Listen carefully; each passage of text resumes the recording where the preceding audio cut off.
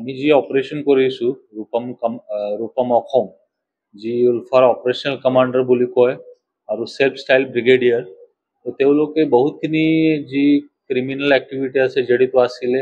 বিশেষৰূপে আমাৰ প্ৰাক্তন ওচি বৰডুমচা ভাস্কৰ কলিয়াতা তেওঁ হত্যাকাণ্ডত জড়িত আছিলে।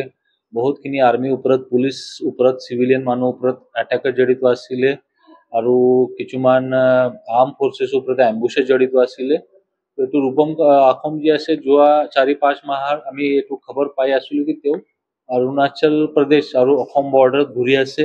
বিশেষৰূপে নামচাই, লোহিত, চাংলাং ডিষ্ট্ৰিক্ট আৰু তিনচুকীয়াৰ পৰা মাৰ্ঘেৰিটা এৰিয়া, জাগুনি এৰিয়াত তেওঁলোকে ঘূৰি আছে, ধন দাবী কৰি আছে। এইটোৰ ওপৰত আমি অপাৰেশ্যন লঞ্চ কৰিছোঁ। আমি অৰুণাচল পুলিচৰ কোঅপাৰেশ্যন পাইছোঁ। আমাৰ অসম পুলিচ আছে, বিভিন্ন অসম পুলিচৰ ডিষ্ট্ৰিক্ট আছে, হাদিয়া আছে, তিনচুকীয়া আছে। আমি মিলি অপাৰেশ্যন লঞ্চ কৰিছোঁ, আৰ্ম ফৰ্চেছৰ লগত অপাৰেশ্যন লঞ্চ কৰিছোঁ। আৰু আজি আমি ৰাতিপুৱা যি অপাৰেশ্যন লঞ্চ কৰিছিল, নেতৃত্ব কৰিছিলে আমাৰ এডিশ্যনেল স্পেচ হেডকোৱাৰ্টাৰ আৰু SDPO, আৰু আমাৰ লগত আৰ্ম ফৰ্চেছটো আছিলে, তেওঁলোকৰ নেতৃত্বত এইটো আমি ছাকচেছ পাইছোঁ।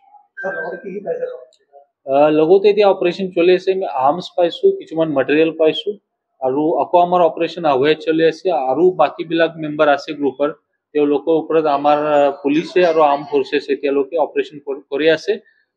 আৰু কিছুমান সময় পিছত আমি যি আপডেট আছে সম্পূৰ্ণ আপডেট আপোনাক নিশ্চিত দি দিম।